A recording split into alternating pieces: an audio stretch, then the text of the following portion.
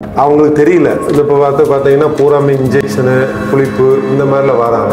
ஏ black மேலே இருப்பாங்க. அவங்க 90 நாள் உடல் ரீதியாகவும் மன ரீதியாகவும் ரெடியாகி வரணும். பசங்க கெட்டு போறதுக்கு மெயின் காரணம் என்னன்னா, பெற்றோர்கள் அவங்கவுங்க வேலையை பார்த்துடுறாங்க. எங்க அப்பா குடிச்சிட்டு வந்தாரு, அதனால நான் குடிச்சேன். அதுனால பார்த்தீங்கன்னா மானம் போய் மரியாதை போய் சம்சாரம் போய் குழந்தைகள் போய் எல்லாம் போயிட்டு தனி மரமாக ஒயின் ஷாப்பில் மரத்தை கட்டி பிடிச்சிட்டு உட்காந்துருக்காரு. அப்போ நீங்கள் வாழணும் தானே இங்கே இந்த கடவுள் கொடுத்துருக்காரு.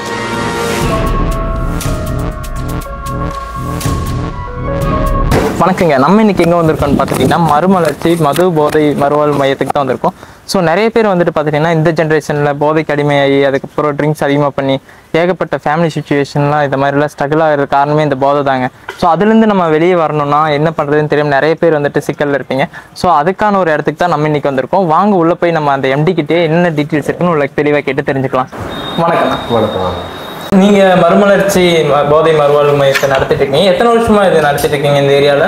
இது 3 வருஷமா போயிட்டு 3 வருஷமா சக்சஸ்ஃபுல்லா நடத்திட்டு இருக்கீங்க. இங்க நமக்கு என்னென்ன மாதிரி ஃபெசிலிட்டிஸ் எல்லாம் இருக்குது? இப்போ நானே ஒருத்தர் ஜாயின் பண்ணி விடுறேன்னா அவங்களுக்கு என்னென்ன மாதிரி ஃபெசிலிட்டிஸ் எல்லாம் நீங்க பண்ணி தருவீங்க? இப்ப கூப்பிட்டு வந்தோடனே அவங்க சரியா சாப்பிட முடியாம ரொம்ப கிறக்கத்தோட இங்க வருவாங்க. வந்தோடனே நம்ம ஃபுட்டு கொடுத்து தயிர் இந்த மாதிரி கொடுத்து சாப்பிட விட்டு பிளட் டெஸ்ட் எடுத்து சைக்காட்ரிக் டாக்டர் ஜென்ரல் டாக்டர் இந்த மாதிரிலாம் வருவாங்க. அதை செக்அப் பண்ணி அது தகுந்த மாதிரி கல்லீரல் கணையம் மஞ்சக்காமாலை இந்த மாதிரிலாம் நிறையா இருக்கும். அதெல்லாம் ரெடி பண்ணி பட் எங்ககிட்ட நர்ஸு டாக்டர்ஸ் எல்லாம் இருக்காங்க. நீங்களே உள்ளே நர்ஸு டாக்டர் எல்லாமே இருக்கும். அவங்க உள்ள வந்தோடனே ரொம்ப முடியல அப்படின்னா ஃபர்ஸ்ட் ஹாஸ்பிட்டலில் கொடுத்து அவங்களுக்கு இது ரெடி பண்ணி என்னென்ன ட்ரிப்பு குளுக்கோஸ் ஏற்றணுமா அந்த மாதிரிலாம் ரெடி பண்ணி அதுக்கப்புறம் இங்கே நாங்கள் கூப்பிட்டு இங்கே நம்ம கிட்ட எல்லா ஸ்பெஷலிஸ்ட்டு. அப்புறம் 3 வருஷமா பண்ணிட்டீங்க. இந்த லொக்கேஷன் எங்கே இருக்குன்னு சொன்னீங்கன்னா எல்லாத்துக்குமே தெரியுற மாதிரி. நம்ம லொக்கேஷன் பார்த்தீங்கன்னா பழைய பஸ் ஸ்டாண்ட்லேருந்து முதலிபாளையம் சிக்கோ மெயின் கேட்டு அங்கே அதுலேருந்து 2வது வீதியில் உள்ள வந்தீங்கன்னா நம்ம ஆஃபீஸ் இருக்கு. அதாவது இதுதான் நம்மளுடைய முதல் பிரான்ச்சுங்களா இல்லை இதுக்கு முன்னாடி நமக்கு பிரான்ச்சஸ் வேறு ஏதாச்சும்? இல்லை, இதுதான் முதல் பிரான்ச்சு. இப்போ இதில் எங்கிட்ட இருந்து பார்த்தீங்கன்னா இப்போ அந்த 3 வருஷத்துல பார்த்தீங்கன்னா ஒரு 150-200 பேர் பக்கம் வெளியே போய் ரெக்கவரியில் இருக்காங்க.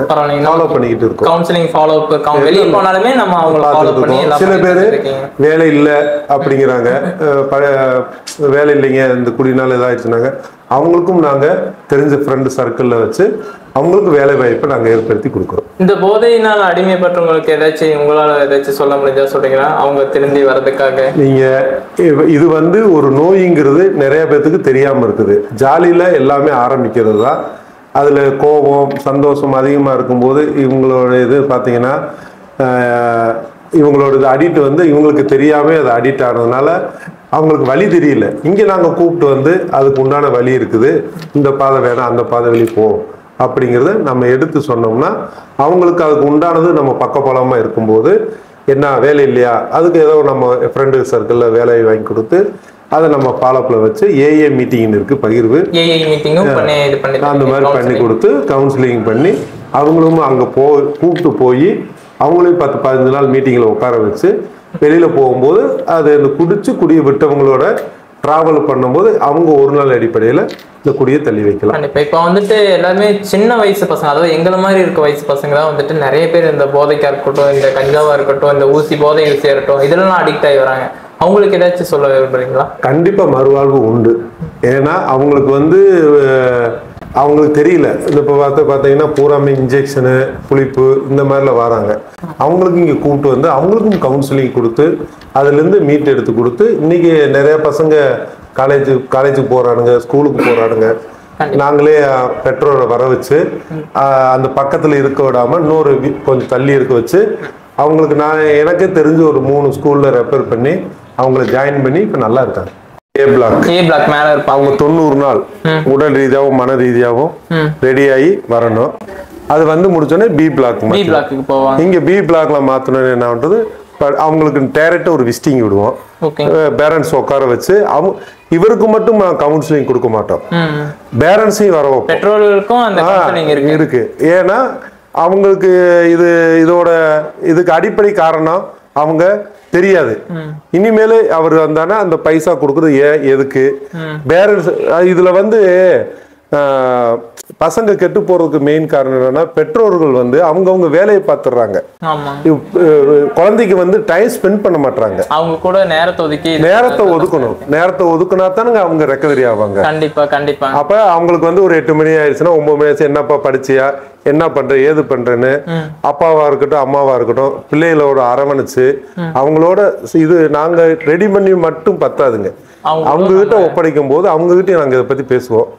இந்த பையன் இப்படி இருந்தாங்க, என்னப்பா அப்படின்னா எங்க அப்பா என்னை கண்டுக்கவே மாட்டாரு, எங்க அப்பா குடிச்சிட்டு வந்தாரு அதனால நான் குடிச்சேன்.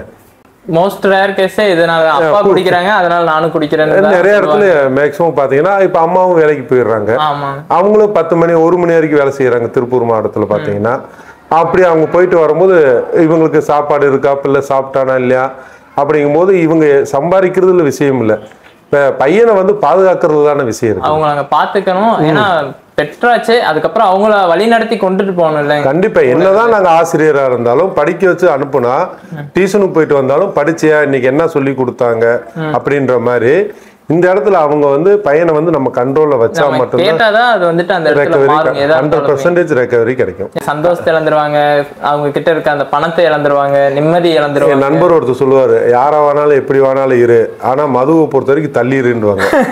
இது கொஞ்சம் நல்லா இருக்கீங்களே, புதுசா இருக்குது. ஆனா இது ஏன்னா நம்ம மதுவில் வந்து ஜெயிச்சதான் சரித்திரம் கிடையாது. கண்டிப்பா மது சூது. ஆமா. இப்ப நல்ல ஒரு பெரிய ரேஞ்சில் இருந்தவர் இன்னைக்கு வந்து மதுவினால பார்த்தீங்கன்னா மானம் போய், மரியாதை போய், சம்சாரம் போய், குழந்தைகள் போய், எல்லாம் போயிட்டு தனி மரமா ஒயின் ஷாப்ல மரத்தை கட்டி பிடிச்சிட்டு உட்காந்துருக்காரு. எப்படியோ வாழ்ந்துட்டு இருந்த கடைசியில் அவர்கிட்ட போய் என்னன்னு கேட்கிற, மரத்துல போய் எங்க ஒய்ஃப் தெரியுது அப்படிங்கிற அளவுக்கு மறந்துருச்சு.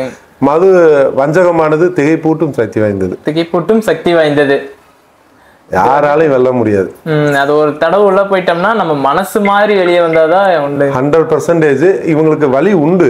வலி தெரியாம முழிச்சுக்கிட்டு இருக்கிறவங்களுக்கு அந்த மாதிரி இருக்கிறவங்களுக்கு கூப்பிட்டு வச்சு அவங்களுக்கு டேப்லெட் கொடுத்து தேவைப்பட்ட இன்ஜெக்ஷன் போட்டு அவங்கள ரெடி பண்ணி குளுக்கோஸ் எல்லாம் ஏற்றி ரெடி பண்ண அவங்களுக்கு வந்து புரியுற தன்மை வந்தோடனே புரியுறது தான். அப்போ வந்து இதுதான் பிரச்சனை அப்படிங்கும்போது நிறையா குடும்பம் செஞ்சது தப்பு தான், இனி நம்ம கரெக்ட் பண்ணிக்கலான்ட்டு எங்ககிட்ட இப்போ போன ஃபேமிலி பூரா daily alcohol anonymous AA meeting நடக்குது.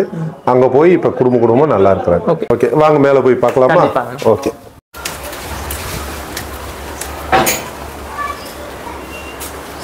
வாங்க சார். அவனு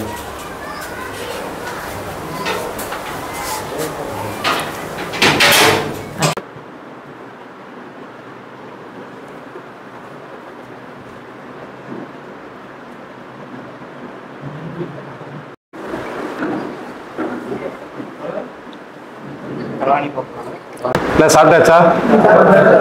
இப்போ எப்படின்னா இருக்குது, பரவாயில்லையா உங்களுக்கு? இல்லைங்க, இப்போ எப்படி இருக்குண்ணே, பரவாயில்லையான்னு உங்களுக்குண்ணா? கிளாஸ் கொஞ்சம் கவனிங்க அப்போ. ஏன்னா இங்கே நம்ம ஒவ்வொன்றும் கற்றுக்கிறதுக்கு வந்திருக்கோம். அதில் ஒவ்வொரு நாளும் நம்ம அசால்ட்டாக போய் படுக்கிறேன் உட்கார அப்படின்னு அது அவன் பிரச்சனை. நம்ம இந்த இடத்துல எங்கிருந்தோ வந்திருக்கோம், எத்தனையோ கிலோமீட்டர் தாண்டி வந்திருக்கோம். அப்போ நீங்கள் வாழணும் தானே இங்கே இந்த கடவுள் கொடுத்துருக்காரு. எத்தனையோ கிலோமீட்டர் இருந்து இங்கே வந்து இங்கே கிடைக்கணும்னு இறைவன் இருக்கான். அப்போ அங்கே கொடுத்துருக்கும் போது நீங்கள் வந்து அதை பயன்படுத்தணும்ல. இல்லைன்னா இந்த இடம் உங்களுக்கு கிடைச்சிருக்காதுல்ல. நீங்கள் எங்கேயோ பிறந்தீங்க, நான் எங்கேயோ பிறந்திருக்கோம். இந்த இடம் கிடைச்சிருக்குன்னா ஏதோ ஒரு அர்த்தத்து தானே. ஒரு ஆண்டவன் அருள் இல்லைன்னா நீங்க இங்க வந்திருக்க மாட்டீங்க. யாருக்கா இருக்கட்டும், இன்னும் வாழ வேண்டிய வயசு தானே. இந்த குடினால தானே நம்ம எல்லாமே ஃபெயிலியராகவே போய்கிட்டு இருக்கோம். நம்மளும் ஒரு சக்சஸ் ஆகலாம்ல. உள்ளுக்குள்ள நமக்கு என்னென்ன ஃபெசிலிட்டிஸ் எல்லாம் இங்கே நம்ம பண்ணி தரோம். வாங்க போய் சொல்லுங்க, சும்மா கூட எடுங்க. ஓகே. ஆமாம், உள்ளுக்குள்ள வந்ததுக்கப்புறம் உங்களோட இதெல்லாம் எப்படி இருக்கு? பரவாயில்லாமல் இருக்குங்களா? உணவு, அதாவது சாப்பாடு ப்ளஸ் வந்துட்டு இருக்கிற நண்பர்கள் இவங்கெல்லாம் வந்துட்டு நல்லா அமைஞ்சிருக்காங்களா?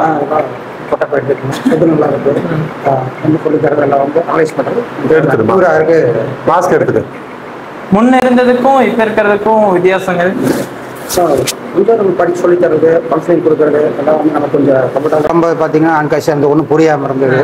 குடி அதிகமாக இருந்தது. இவங்க சொல்லிக் கொடுக்கறது, கவுன்சிலிங் பண்ணுறது, கோச்சிங் கொடுக்கறது எல்லாமே வந்து உங்களுக்கு ஒரு கம்ஃபர்டபுளாக இருக்குது. நமக்கு டைமாக நம்ம வந்து கொஞ்சம் மூளை வந்து கிளியர் ஆகிட்டு நல்லா இருக்கு. ஃப்ரீயா தான் இருக்கீங்க. எந்த ஒரு ப்ராப்ளமும் இல்லை. சாப்பாட்டுக்கா இருக்கட்டும், அதுக்கப்புறம் வந்துட்டு விளையாடுறதுக்கு அதுவும் ஃபெசிலிட்டிஸ் எல்லாம் கேரம் போர்டு இருக்குன்னு, மெடிடேஷன், யோகா எல்லாமே இருக்குன்னு இருக்காரு. மெடிடேஷன் இருக்குங்க, கேரம் போர்டு இருக்குது, செஸ் இருக்குது, டிவி இருக்குது, பரவாயில்ல, ஃப்ரீடம் இருக்கு. எந்த ஒரு ப்ராப்ளமும் இல்லை.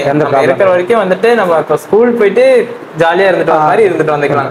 ஏன்னா இப்போ யாருமே வந்துட்டு கெட்டவங்களும் அந்த மாதிரிலாம் கிடையாது. நம்மளோட மனநிலைமை தான் நம்ம வந்துட்டு ஒவ்வொருத்தர சுச்சுவேஷனையும் கிரியேட் பண்ணுது. ஸோ அது எல்லாத்தையுமே தாண்டி வந்துடலாம். இங்கே ஃப்ரீயான ஒரு என்விரான்மெண்ட் இருக்குது. அது மட்டும் இல்லாமல் எல்லாருமே ஜாலியாக ஜோவியலாக தான் இருக்காங்க. முடிஞ்ச அளவுக்கு எல்லாருமே ஸ்ப்ரெட் லவ், அன்பாக இருங்க. யாருக்குமே எந்த ஒரு பிரச்சனையும் இல்லாமல் இருங்க. வந்துட்டு இதுக்கப்புறம் ஃபேமிலி ஃப்ரெண்ட்ஸ் கிட்ட எல்லாருமே வெளியே போனதுக்கப்புறம் உங்களோட குடும்பத்தை பாருங்கள். முடிஞ்ச அளவுக்கு இந்த தீய எண்ணங்கள் எல்லாம் விட்டுருங்க. எல்லாரும் விட்டு வருவீங்கன்னு நான் நம்புகிறேன். எல்லாத்துக்குமே ஒரு தேங்க்யூ.